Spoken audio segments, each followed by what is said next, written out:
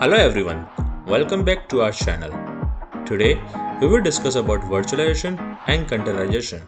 We will start with how things were done traditionally, how virtualization or VMs comes into picture, and how containerization evolved. We will explore the pros and cons of each and then figure out where containers and Kubernetes fits into this evolving tech landscape. So let's dive in. Before that, if you are new here, kindly subscribe to get latest notification. Also, check out our other content where we talk about various Kubernetes concepts. Okay, so before virtualization and containerization, companies relied on the traditional physical server model. In this setup, each application run on its own dedicated server, which required specific hardware and software. That means every server had its own storage, CPU, and other resources, whether or not the application actually needs them. Let's say you are running a web application, you will need a dedicated server. Now, your web application demands higher CPU but minimal storage. Since it's a physical server, you are stuck with fixed infrastructure that you can't customize or control based on your actual needs.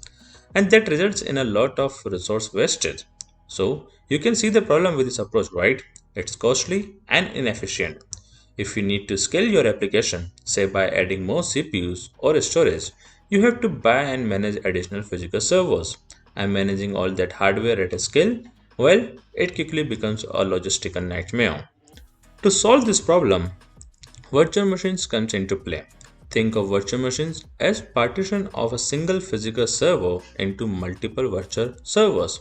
They share the physical hardware but behave like independent servers. Each virtual machine has its own operating system, libraries, and dependencies. They are created by a hypervisor which manages these virtual machines and ensure they can share the same hardware efficiently. This image provides a great visualization of the virtual machine and traditional approaches. So in the traditional server setup as well as in the virtual machine, we have a hardware layer. However, in the traditional approach, each server runs its own dedicated operating system which communicates directly with the physical hardware. But with virtualization, hypervisors comes into play. These hypervisors create a layer between the physical hardware and the virtual environments. This virtual environment have its own application with their own dedicated operating system, allowing resources to be shared and allocated as needed. For instance, a hypervisor like VMware or Microsoft Hyper-V is installed directly on the host machine's hardware.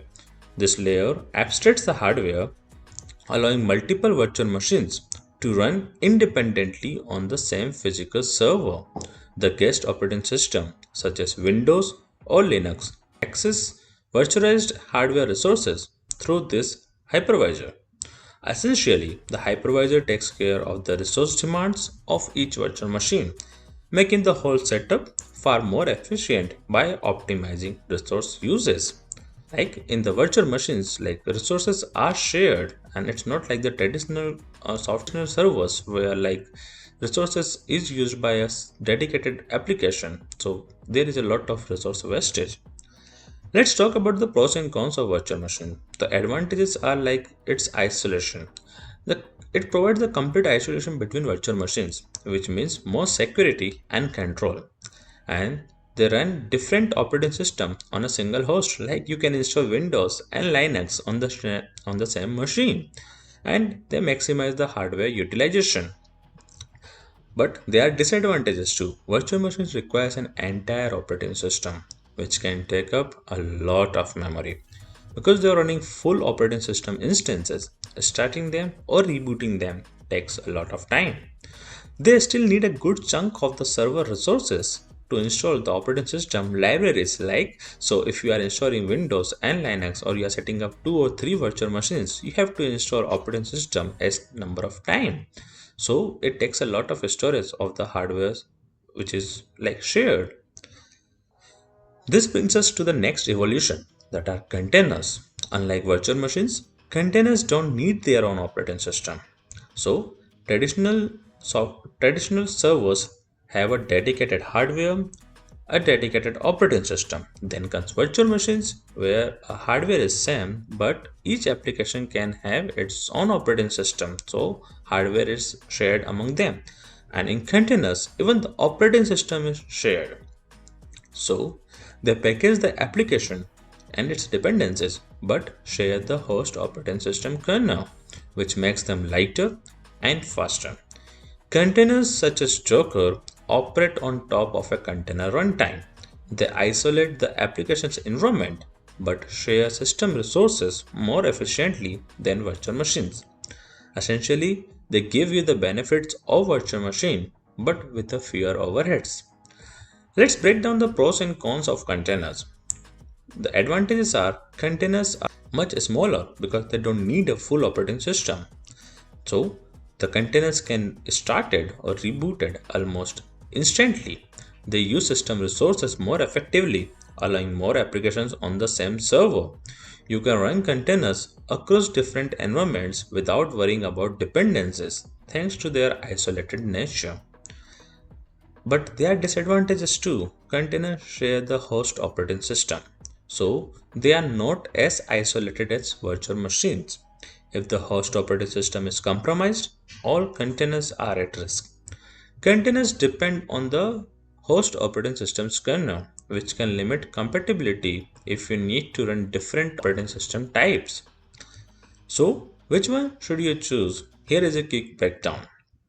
Use virtual machines when you need full isolation, more security, or if you need to run different operating systems on the same server. You can use containers when you want fast, efficient, and portable environments for your applications, especially if you are running multiple instances of the same operating system. Now, how does Kubernetes fits into all of this? Well, containers are great, but managing hundreds or thousands of them manually is impossible. This is where Kubernetes comes in. It's a container orchestration platform that automates scaling, deployment, and management of a containerized application. Kubernetes helps you deploy, scale, and manage your containers efficiently, whether you are running them in a data center or in the cloud. So, to sum it up, virtual machines and containers are both amazing technologies, but they serve different purposes. If you need more isolation and flexibility across operating system, VMs might be your go-to. But if you want lightweight, fast, scalable environments, containers, especially with Kubernetes, are the future. Thanks for watching. If you find this video helpful, don't forget to like, share and subscribe for more content like this. I'll see you in the next video.